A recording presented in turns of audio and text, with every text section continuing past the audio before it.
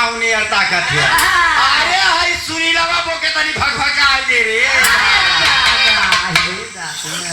आइलू त आइलू है तनी कुछ गावा हां तनी गावा जब आ जाई है जब आ जाई है दुआरे ए हां बारे कुबेर हो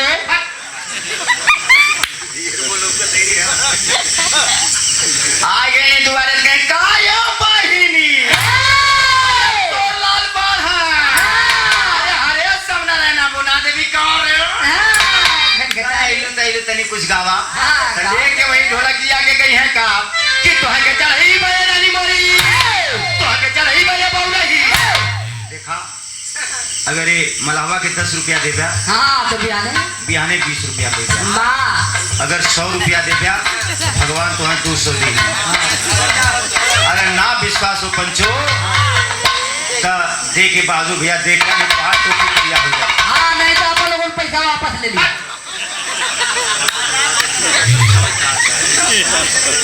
आज ये है दुआरे लगे कि तो हके चढ़ई बजे नारी मोरी तो हके चढ़ई बजे बौलही अरे नारियल चुनरी कुलपतिया कही है लेकिन इतना ढकरासल पियासल नहीं है कि गंगा जी उन्होंने पेट में मेरे जानी चपट चपट पान खाता काले भागे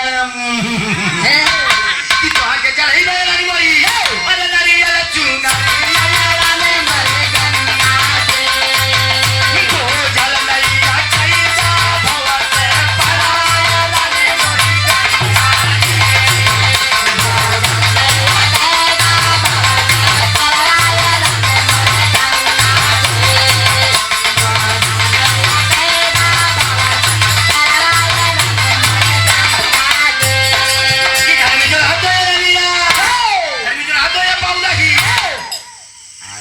बहादुरा बहनी तैयारी बाबा बाबा राजा हो जा बेटा विजयी ना बोलो तू विजयी ना बोलो तुम मलहिया बोलत हो राजा हो जा ये लाल अरे राजा हो जा बेटा तो हूँ राजा हो जा 501 रुपए का सम्मान बहादुर भैया आपके कार्यक्रमों द्वारा 101 रुपए का सम्मान आप हमारे बड़े भैया शंकर भैया राजा हो जा बेटा ये शंकर राजा हो जा बहादुर बेटा रानी मोरी बौलही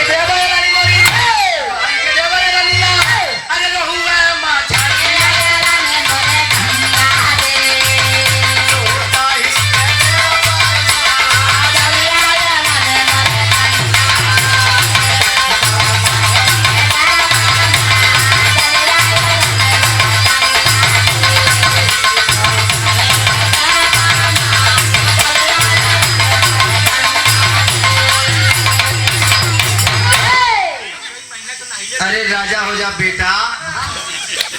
कि कैमरा वाले बाबू राजा हो जा लाल मलहवा का आशीर्वाद और मलाहे का आशीर्वाद ले लेबा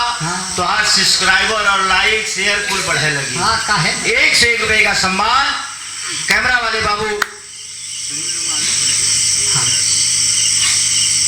पिंटू यादव राजा हो जा बेटा 51 दे देला भगवान तुम्हें भी हमें 101 दी हैं सुनील बाबू कैमरा वाले